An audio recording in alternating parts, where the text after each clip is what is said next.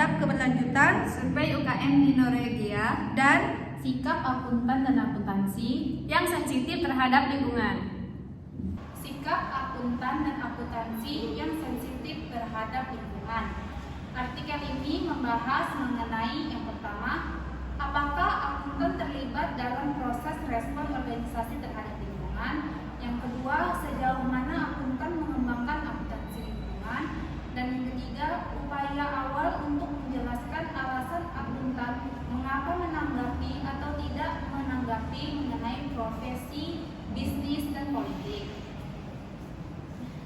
Dalam menanggapi skenario, umumnya bahwasannya akuntansi akan mengekspor akuntan dan akuntansi umum untuk mencoba sejauh mana terlibat dengan lingkungan dan hal apa yang digapai akuntan untuk mencapai tahapan akuntansi lingkungan. Adapun di investigasi yang dilakukan oleh organisasi Inggris, Selandia Baru, dan Kanada yang menyimpulkan bahwa tidak hanya akuntansi yang jarang melibatkan dalam masalah lingkungan, melainkan mencoba untuk mengeksplorasi apa yang dimaksud dengan akuntansi lingkungan, sejauh mana akuntan dan akuntansi terlibat terhadap lingkungan. Telah diidentifikasikan bahwa ketidakadaannya akuntansi yang layak untuk diselidiki lebih lanjut. Yang tampaknya kita hadapi adalah iklim opini umum yang seharusnya mendorong akuntan untuk melakukan tindakan atau akuntansi lingkungan. Lebih khusus, ada pengetahuan yang diperlukan dalam mengembangkan beberapa akuntansi lingkungan. Seseorang akuntan dengan keinginan tidak mungkin dengan mudah memperoleh informasi tentang berbagai kemungkinan untuk akuntansi lingkungan, tetapi banyak juga yang melibatkan elemen yang merupakan perluasan dari praktik akuntansi untuk saat ini, misalnya kewajiban dan ketentuan, kontingensi. Adapun elemen potensial akuntansi lingkungan ialah keterlibatan dengan kebijakan lingkungan, keterlibatan dengan sistem manajemen lingkungan, dan keterlibatan dengan penilaian dampak lingkungan, dan masih banyak lagi.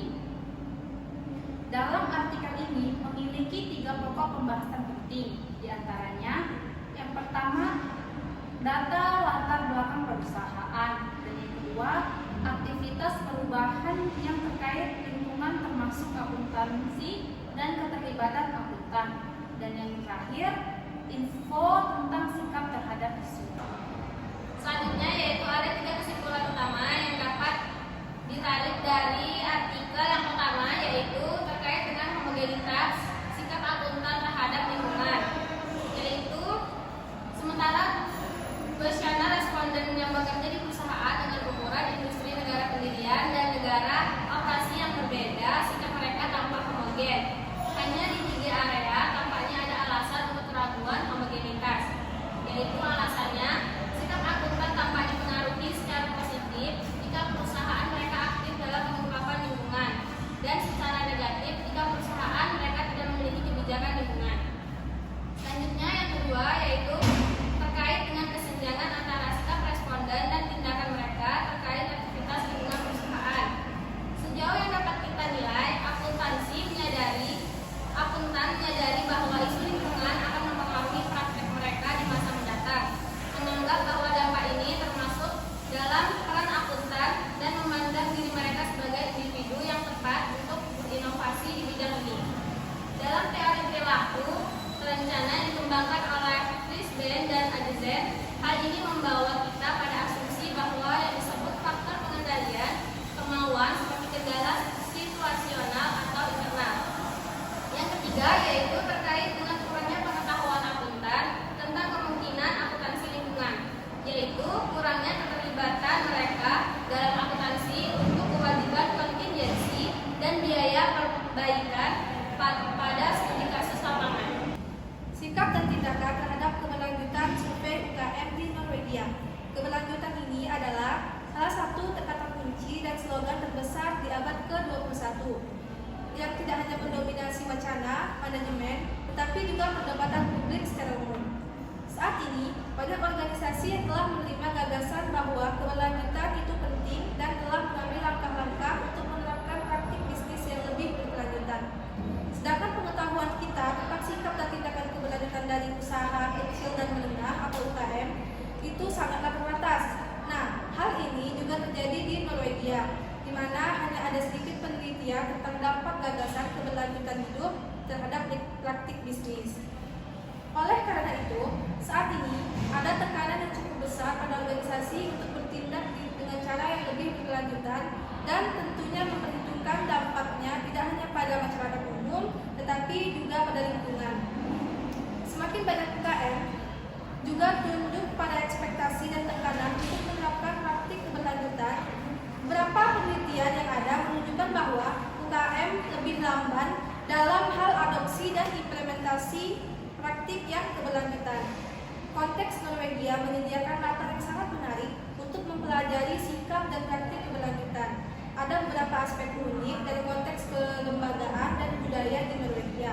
Misalnya, perusahaan di Norwegia menempatkan fokus yang lebih tajam pada pemangku kepentingan daripada yang terlihat di ekonomi.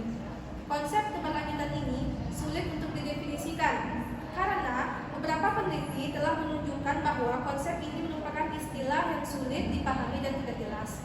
Ada sejumlah besar definisi istilah yang berbeda dan penggunaannya bervariasi di berbagai bidang studi, yaitu yang pertama, dimensi keberlanjutan dan keberlanjutan dalam UKM.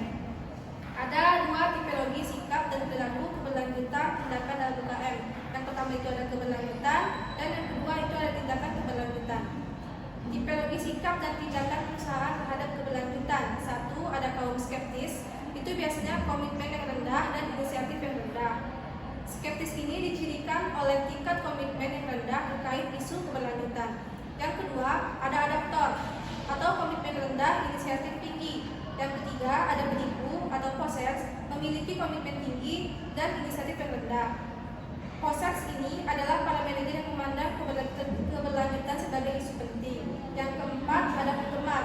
Nah, penggemar ini biasanya memiliki komitmen yang tinggi dan inisiatif yang tinggi. Dari artikel yang dibacakan tadi ada beberapa poin yang dapat kita simpulkan. Yang pertama yaitu penelitian ini mengeksplorasi sikap dan tindakan manajer UKM Norwegia terhadap keberlanjutan. Yang kedua menggunakan survei elektronik, menulis mengidentifikasi 4 kategori manajer yaitu skeptis, adaptis, poser, dan antusias. Yang ketiga, temuan menunjukkan bahwa sebagian besar manajer termasuk dalam kategori skeptis dengan komitmen berkelanjutan yang rendah. Yang keempat, meskipun ada peningkatan komitmen, inisiatif berkelanjutan masih tertinggal. Dan yang terakhir, penelitian ini memberikan wawasan penting untuk kebijakan dan praktik keberlanjutan di sektor UKM Norwegia. Sekian penjelasan dari kami. Kami akhiri. Wassalamualaikum warahmatullahi wabarakatuh.